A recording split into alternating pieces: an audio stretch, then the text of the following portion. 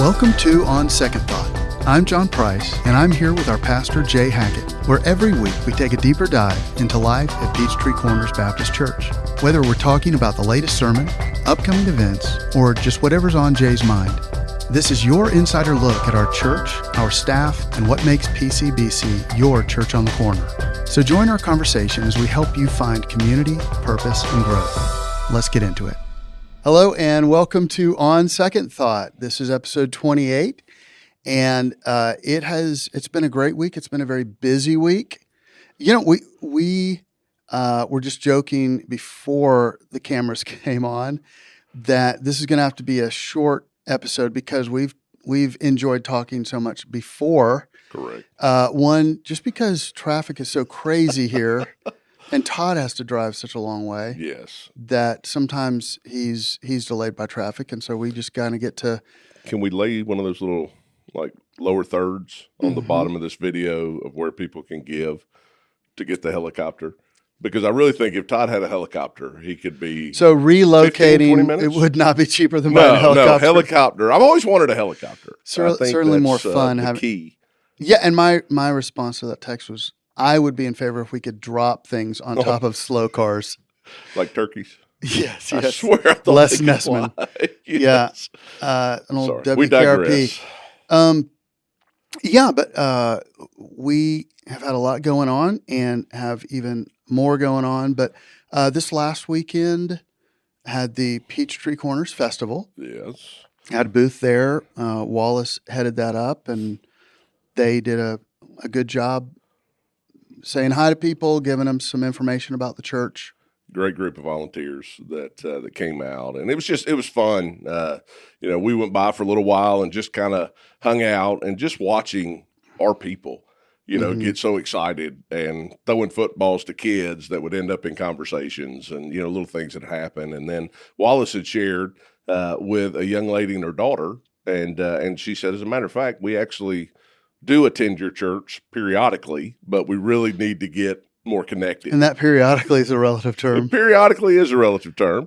But she was like, we need to get more connected. And so they were here Sunday. Yeah. And not only did they come to worship Sunday, they came to Discover class on Sunday. Yeah. And then if you guys remember, we had a great conversation with them right after the class, and just for her and her daughter and things that they're looking forward to and ways that they can get connected. And, just you look at that and you go, all right, we're just taking advantage of some opportunities that God continues to place in front of us and go, okay, how do we use our influence, right? Right. How do we move from success to significance, which is basically what we've been talking about this whole month. And so it was a great way to do that and an easy way, to do that. Yeah. So we put a lot of focus and promotion on our big trips, Kenya, Costa Rica, Boston. And those are wonderful trips, but a lot of times people can't carve away time, or they're expensive. Yeah. But Wallace has done a great job of saying, what can we do locally? And of course, locally we can have ongoing relationships and actually build community. And sometimes it just takes a little reminder for folks, because when you kind of get out of the habit of being a part of church, stuff will fill its place. Yeah. Whether it's sleep, whether it's just, going out on the lake or whatever. Yeah. It's scary how easy it becomes. Yes. To all of a sudden get out of the habit. Yeah. Of and doing something. Of course, the big example of that was COVID. The people who were diehard, you don't miss church, were gone, and some never came back. They were like, I like watching church in my PJs. Yeah. And then that slowly goes to, I'm just going to stay in my PJs and not watch church. Yeah. Yeah. But, so I think that we should each person should find something that is their passion that they need to rage against, fight against. And I think my thing is that there were not food trucks at Peachtree Corners Festival. So yeah. We went to not only see the booth and to encourage our people and just be excited about it, but we went to go eat at Panko, and they didn't have food trucks. They weren't there. I took both of my bad knees and walked I know. all over that place looking for that truck, and it was not How many there. pamphlets you had to pick up I for know. cleaning gutters or roofs or whatever, buying homemade jam. Yeah, so we gotta rectify that. Yeah, we do. Yeah. That's something I want said at my funeral. You know, the word hero is thrown around a lot, but I think in this case, if I could get that back, I thought you were that would saying be you deserving. want panko at your funeral. Is that what you just said? Well, there you go. There's We an can do idea. panko at your funeral. That's an idea. I would be in support of that. I just want you to know that. Are we Yes. allowed to eat it during the service, Of or course. is it let's go after the service? Of course. And- No. Okay. But no, We don't. that was a great little outreach thing. Yeah. Of course, another outreach thing coming up in October 5th is Octoberfeast. Octoberfeast. And so that'll be a lot of fun. It'll be on our campus, but it's something that we promoted at the festival, Yeah. something that we promote, something that you can promote as well with friends and neighbors. Absolutely. And just to bring them here to have a lot of fun. Are we going to have live entertainment? Is Selby going to? Yeah. Okay. Yeah. So we're moving it back across the street. To so the- it's going to to the be on the fields. field side Right. of everything. So we'll do worship at 10:30 Uh-huh. that morning, and then we'll slide across the street, and there'll be inflatables, stuff for the kids. We're doing barbecue this year. Right, right. I Yeah. believe you can go online and sign up for a side of some kind if you want to. I think that's what Wallace was saying. We're providing the pulled pork and shredded chicken Shredded barbecue chicken. Okay. and chips, chips. and drinks, and so we're asking our folks to bring sides, Gotcha. and I think that's all organized. You can go on the church app or on the website and sign up for that, but that's going to be a lot of fun. Oh, Our kitchen team will be kind of heading up the food stuff, and we've done the barbecue on a Wednesday night that was really well was received. delicious. Yeah, Yeah. and so we've at least got that practice under our belt, Correct. and so that is that's one of those ministries that, again, I keep harping on it right now because it's new, Yeah. but we do need help on Wednesday nights, and if you can't get there at 4 to help prep, really a big need is at 6 if you're not going to one of the adult classes or helping out in youth or children, is to help clean up Clean afterwards. up. Mhm. Yeah, and so if you want to be a part of that, it's a fun team, and I'd love to hear from you. So Yeah, you can absolutely. register Had on that. 110 110, yeah. last Wednesday night. This week is going to be, and so it's not just trying to organize how do we do this in a general sense to train people, Yeah. to be efficient, because we have an hour to prep the food and get the fellowship hall ready, because there's something right before that, Correct. with 4, 5, 6 people. Yeah. And that's a lot of work to do. So we're scrambling. This week is going to be interesting. I'm making quesadillas. And so All right. I've Cheese, chicken. cheese and chicken. Both of those? Okay. Yes. Okay. I was thinking about maybe doing ground beef as well, but I think your most popular ones are chicken and cheese. So I'm just going to do that. And then we'll have, sour cream and some sides. Yeah. I got my text There you go. that Good. said, "Hey, I need Monday to be in by morning. noon today." Yes. And so even as we're recording, I'm like, "Hey." And it's funny. I asked ChatGPT. I said, "Look, I'm making quesadillas for our church meal. What are some good sides?" Yeah. I said, "Right now it's paint by numbers. Nothing too fancy. Some either I can order on Cisco already made, or and he gave me some great ideas. So Nice. I'm excited to kind of, because not only do the folks have to sign up on Monday at noon, I've got to have the order called in Monday afternoon by Mhm. 3:30, so they can deliver on Tuesday. We can kind of prep some Tuesday night, and then serve You're ready to go Wednesday. on Yeah, Wednesday. it's a ticking clock, and then you add to that other meals that we're doing. So we have the workday this Saturday. Yeah. So So you we're got men's providing breakfast. breakfast. Yeah. And I was looking on my list of who my team is signing up. And right now it's me. So I'm All like, right. so another action staff, if you would like to help with the men's breakfast on Saturday, I would love for you to help me at 6:30 in the morning.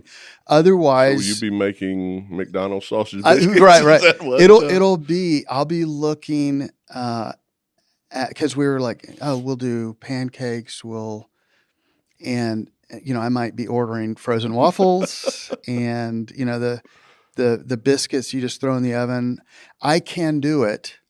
I just have more fun when I'm not the only one doing it. We need 5 or 6 more guys Yes. to say, hey, you know what? I can come help do that. And really, traditionally on these men's breakfasts, I have some of those guys say, hey, I'd love to show up early and help out. Yeah. So I'm not too concerned about it. Yet. But it is a request. This will drop on Thursday morning. Correct. When you hear this, let me know that you can help. What's an opportunity to stop maintaining and start multiplying the gifts that you have? That's a great segue. Somebody should preach on that. Someone should preach on that. Yeah. So your message, it was part 3? Yeah, part 3 of our 4-part series. Success to Significant series. Correct. And this one was maintenance to multiplication. Yeah. And I think for some of us, we get in protection mode, right? You get into almost, it can be a fear mode in a lot of ways. And so you're like, I don't want anything to happen. I'm going to protect. I've built my success. I've seen some things happen. This is great. Let me just enjoy what I've got. And our culture, we're so busy. We pack our times, and I'm one to talk. Yeah. I mean, I'm preaching to myself, where we have no margin. Yeah. So, really a high bar is to be able to maintain. Yes. If I can just keep my head above water. And so there's something wrong there. Yeah. If maintenance is the high watermark, if that's what I'm shooting for. And what you spoke about and what this whole series about really is the thing that we naturally shoot for and aim for is really just a starting line for God and what he wants us to achieve. And that word achieve, what he wants us to experience, what he wants us to live out as his children and as ambassadors for the kingdom. Yeah, 100%. So, tell us a little bit more about what you spoke on Sunday. So, Sunday's message was that every single one of us has been entrusted with a lot from God. First and foremost, salvation. But then we've also been entrusted with, our families. We've been entrusted with our jobs. We've been entrusted with, the different areas and the different things that God has given to us. And the question is, what are we doing with that? Right? Just like a trust fund, we set this up for you to be able to be successful with what is there. And so God's going, hey, I've entrusted this to you, each to your own ability, so it's not so much of me getting upset because you've been entrusted with more, right? It's going, okay, no, God's just called me to be faithful with what's been entrusted to me. And so how do I view my family? Do I see them as something that's been entrusted to me that I'm to steward well? And to go, hey, okay, what am I doing to help steward my family? What am I doing in my job, that makes me go, okay, how can I be more kingdom focused on the kingdom of God rather than the kingdom of Jay? Right. And, because we build our own kingdoms and try to make it wonderful, but it's like, no. God has called me here because he's ready to be used for something else. And I used the illustration a little bit Sunday. I said, when someone comes up to me and goes, Jay, I'm the only believer in my workplace, I go, man, how cool is that? That God has entrusted you with that, right? I mean, he has placed you there because he's going, man, you've got the ability. I've given you the ability now to be light in the darkness. And, and we want to jump ship sometimes when we're the only believer there, instead of going, hold on a second, man, I can have some impact. I can have some influence. And so how do I start that? With just one relationship, with the person in the cubicle next to me or the person, that works in the bay across from me. How do I start just bringing that influence so that people look at and they go, there's something different, right? There's a joy that as I look around this office, I don't see a lot of that joy. There's a peace. There's all these, something's different about you. And I want to sit with you at lunch today, or I want to hang out with you and just begin to go, okay, God, you've entrusted me with this. Now there's a test, right? And so it's like, okay, what am I doing with it? Am I going to use it for his glory, or am I going to just keep it and go, I'm just going to get through the day and I'm going to go home and I'm going to worry about mine and keep thinking about this? Or am I going to, really turn this around and go, God, I'm going to be about your business today, right? I am your ambassador. And so use me in that way today. And Well, and the fact of the matter is, a lot of times you're not the only believer. you're not. You just, by living it and by, I think one of the ways that we can make a difference and open doors to evangelism is by adding value to people. Mm-hmm. How can I be generous in the way that I encourage, Yeah. in the way that I create a safe space, through honesty, transparency. And you might even see in doing that, you have some believers pop their heads up and say, this, right. Yeah. And because, that is interesting. We had and I don't want to deviate from the sermon, so we'll get back in there, but, we had our Council of Elders meeting yesterday where it was a big love fest. All the staff members shared about what we're doing and have been doing for the year. It was a time of celebration as they just got to hear, oh, this is what's happening in children's ministry, student ministry. You get to hear the heart of those who are in those leaderships and hear stories that you might not otherwise. And so that was pretty cool. And towards the ending, one of the elders just said, look, I got to say something. And he brought up Charlie Kirk. And it's one of those things. It's, as leadership, we have to be sensitive because Charlie lived out his faith, but he was also a polarizing in our culture kind of character that people feel strongly on both sides. Yeah. And sometimes it's people that consider themselves believers and for one reason or another. But he wasn't saying, let's have a Charlie Kirk day. No. He was simply saying, what happened made me think about what am I doing with my faith? Do people know I'm a believer? I mean, if regardless where you stand on what he did with his platform, there was no mistaking he was a believer. Yeah. And maybe there were times when he was harsher than some people thought he should be or handled things differently. But he was never quiet about what he believed and his faith. And so that was great to hear from him. And I think some of that was probably spurred on by the sermon and by this idea of what are you doing with what you've been entrusted. Yeah. I've shared before, probably on this podcast, the quote by Leon Bloy, any Christian who is not a hero is a pig. That idea of what we've been entrusted with in salvation alone. If we don't do anything with that, my gosh, that alone is transformative. It's our story of redemption, of 100%. Rescue, of hope.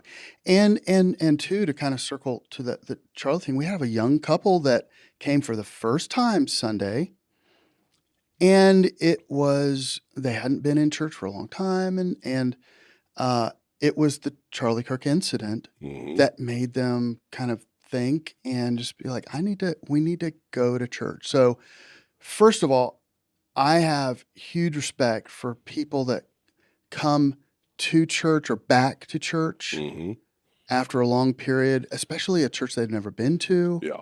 And so this young couple came. I mean, I was not knowing what am I going to expect? Yeah, but being obedient to this prompting of I should go back in, and so I got to talk with them a little bit, and they came to discover. They did, and so we've actually even already just in less than a day had some email correspondence, awesome.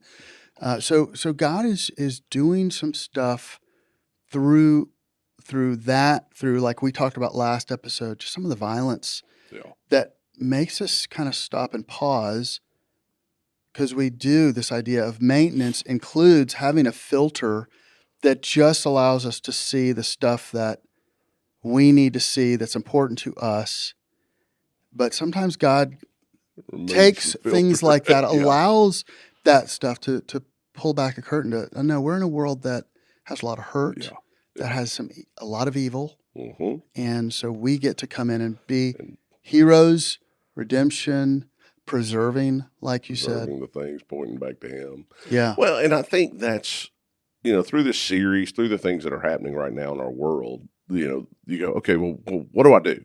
What are the takeaways? How do I even step into that? The first thing I would say is do an honest evaluation, right, of where you are today with my time, with my talents, with my money, my treasures, the things that I've got. Checkbooks don't lie, so to speak. Now, I know you don't have a checkbook, but still, look it up online. You got an app. Go to your app and start saying, where do we spend our money?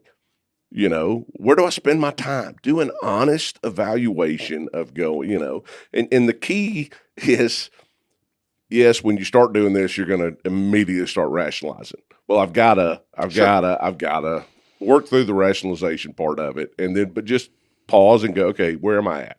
Right? Because if we don't know, I think that's the biggest thing is we just go when we're busy, we're broke, we're whatever, and we don't really have an honest look at it to go, okay, well, maybe there are some things that I can change. And so after that honest evaluation, it's like, give me one place, my time, my talent, my treasure. Give me one place that I can strategically go, I'm going to make an effort this next week that I'm going to change this, right? Now, there may be some of us out there that, you have great ambitions, right? It's like, oh, we're going to, right. I jokingly still bring up my first 3 months as pastor. I came in and said, we're going to reach 5,000 people. We're going to baptize this many. We're going to, and it's woo. And 3 years later, everybody's like, we don't have 5,000 people. We don't have, and I'm like, I have reevaluated where I came in, but it's like, okay, let's do an honest evaluation and let's change one thing, right? One thing where we can really see some traction, right? And let it be something that, ROI is huge, right? And so it's like, okay, I want to see a return on my investment. All of us do with everything that's going on. And so what do I see, time, talent, treasure right now, one area that I really think I could see an ROI for kingdom growth? Yeah. Right. I mean, that's not my kingdom growth, his kingdom growth. Yeah. And in that book, Atomic Habits by James Clear, he talks about, if you're like, I need to start going to the gym and working out, it's like start small with micro steps. Maybe it's, put on your gym shoes. Mm-hmm. Done. That's day one, Maybe it's, maybe after a few days of that, then it's go to the gym and just walk in the door, stand there for a minute, turn around. I mean, that sounds ridiculous, but it's kind of getting into those patterns. But it's when I need to go in the gym and we go in there and work out for 2 hours and then can't walk for the next month. Yeah. So no, I think that's definitely the way to do it. What's one thing? One thing. One little change. Ken Blanchard calls that the 1% rule. Mm-hmm.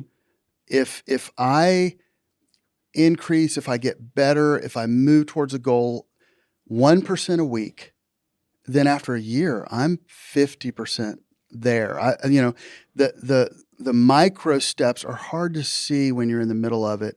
When you look back, if you're consistent, you're like, man, I've learned a lot. I've grown a lot. And, I think with that passage of, you've been entrusted 2, you've been entrusted 5, you've been, I also think there's an element, and we don't want to extend metaphors beyond what they're intended, but I do believe, and April and I prayed this during our kind of desert period, is God, we want to be high capacity people. Mm-hmm. We want you to give us big things to do for you, but we realize we have to become different people. Yep. We have to become the kind of people that can be entrusted with not the 2, but the 5. Yeah. Or not the 5, but the 10, or that breakdown. William Carey, modern day missionary, made the statement. He said, expect big things from God, attempt great things for God. Yes. And so it's that idea of going, God, I do want to do big things for you. In our discipleship group last Wednesday, one of the guys said, I've been reading through Acts. And he said, the question that just keeps popping into my head is, God, why am I not seeing you move like this in my life? Mm-hmm. And he said, it's not a matter, in my mind, it's not a matter that God's not doing those kind of things. He goes, I'm not aware of them because I'm so busy and I'm so focused and I'm just, and I say, God, why are you not doing this stuff? And he's like, open your eyes, He goes, but I want to be that kind of a person that, God, I'm so in tune with you and aware of what you're doing that I'm not missing you. I've got the margin to be able to step into those moments, to be able to see you do what only you can do. But I want to be used. Yeah. Right. And so and it starts with that prayer. But I think part of it too is we don't see him move because we're playing it safe. Well, we are. And there's my favorite Erwin McManus quote is, we pray for miracles and avoid the situations where miracles happen. Yeah. When we stay in safe zones that we're comfortable with, where we don't have to trust in God, we give him no margin to show up. And so there is an element where we say, okay, God, you've given me these things. You have entrusted me. I'm going to trust you. Yeah. By playing big, by leading, or by stepping out and following you into those scary places, into those places that are beyond your capacity, and then he can show up. It's that faith versus fear, And I said yesterday, it was from, and I still don't know the show. I need to go figure out what show it was. But the guy that always says, "Hey, sometimes you got to risk it to get the biscuit," And so I used that yesterday, and it's just a funny little statement. Yeah. But it's saying, sometimes you do have to step out, and sometimes you got to say, "Hey, man, it's worth landing on the line, coming out of the comfort zone, because the payoff." Man, it's so worth it. When you get to see God move. No like never great before. person in history, no one who has achieved noteworthy things did it by playing safe. Mm-hmm. No, nobody's story was, well, I was sitting there binging Netflix. And this company came, or this, nonprofit, or these lives were changed. It is stepping into the scary. Mm-hmm. Using your, what we call rags, your resources, abilities, and gifts, and letting God turn that into riches. Right. That it's, and so whether, I think we do the comparison thing. Well, I'm just a 2-talent person. Yeah. I wish I was a 5-talent. It's not about your talents. No. It's about his ability. That God owns the cattle on 1,000 hills. He's entrusted you, but he still has untold riches that he brings to the table in what he calls us to do. Yeah, 100%.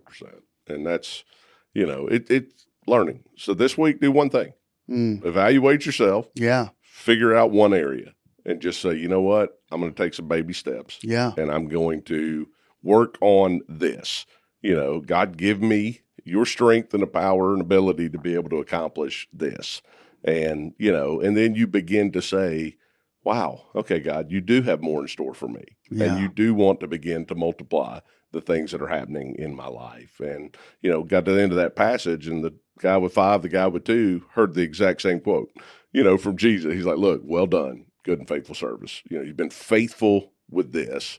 Man, I'm going to give you so much more. And so, it's not a matter of who has what. It's a matter of being faithful with what God's given you. And so I just know that we as a church, if we'll step in to this idea of significance and go, okay, how do we impact the people around me? This is not, hey, pack up everything like you said and go to Kenya, go to Boston, God's going, no.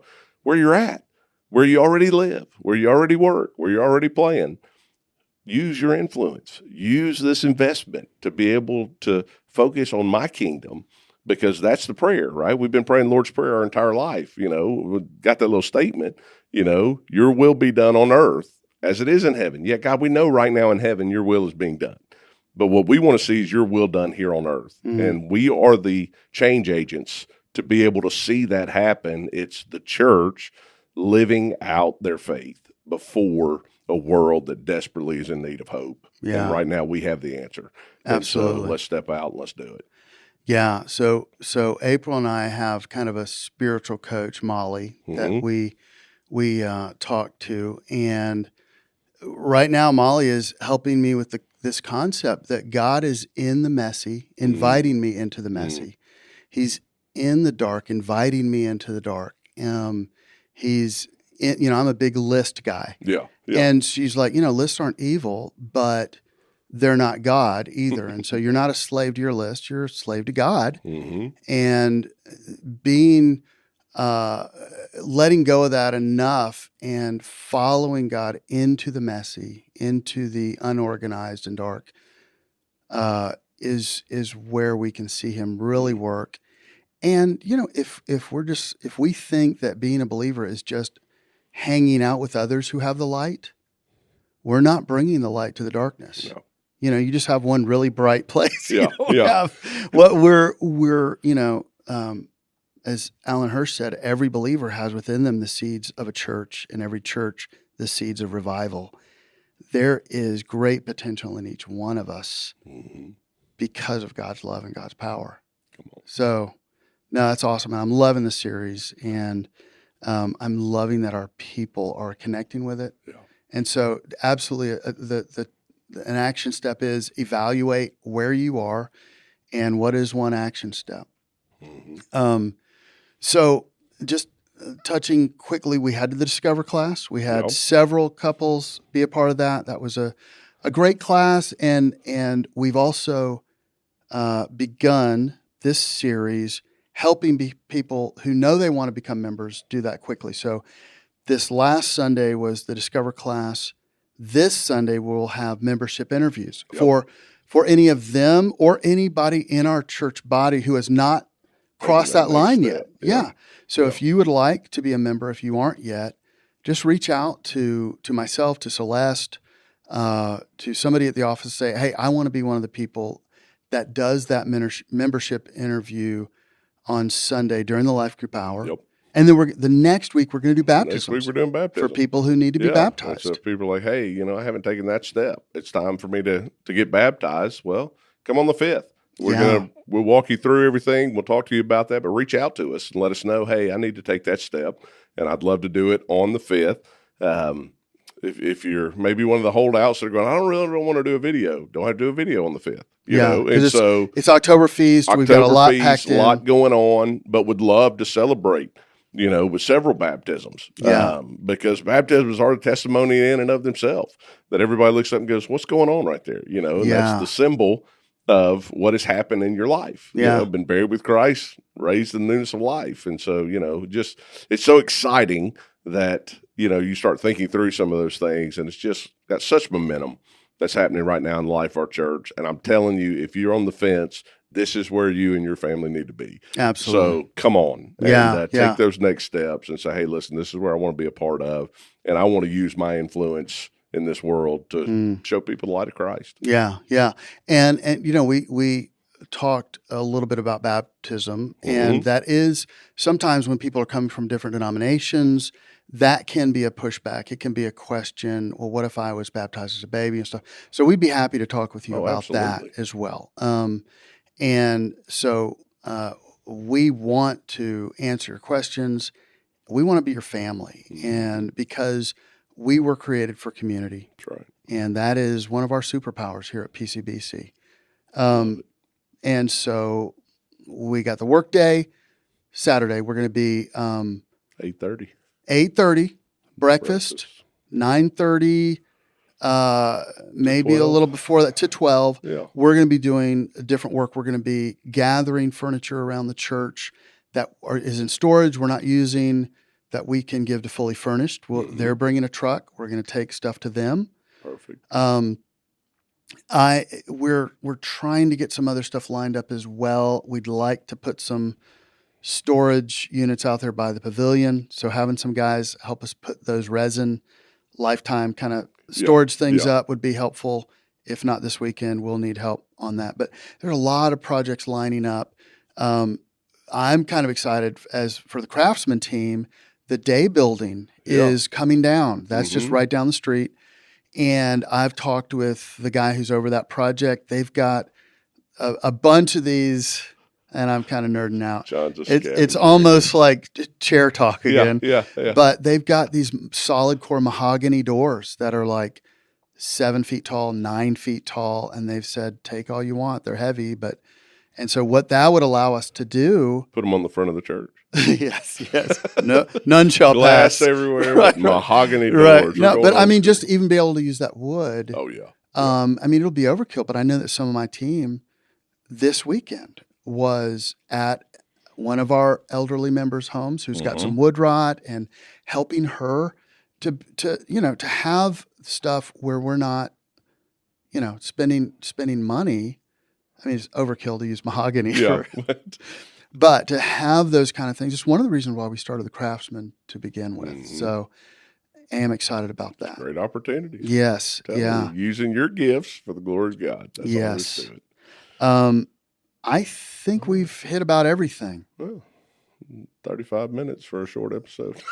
Yeah. We nailed it. Yeah. So yeah. Sorry. You can always listen to this at twice the speed. But no. But you only get half the content. No, sorry. We just watch it twice. Watch it twice. Yeah. Thank you so much for joining us today. We do appreciate the feedback that we get. And we say that we would keep doing it even if nobody watched or listened, because we just have fun doing it. Fun together. It's a great start of the week. But we love being able to give kind of the behind the scenes to you, to give you a heads up for what's happening, how you can get involved. But we love you. We thank you for what you bring to PCBC. He's gifted us all differently, and we are less than whole when you're not with us and using your talents for his kingdom. So have a great day, and we thank you for being a part of this. And God bless. Well, that's it for this episode of On Second Thought. Thanks for hanging out with us. If you enjoyed the conversation, be sure to like, subscribe, and share this with a friend. If you have a question or thought, drop it in the comments below. We'd love to hear from you. If you'd like to find out more about your church on the corner, check us out at pcbchurch.org. We'll be back next week with more. So until then, have a great week and God bless.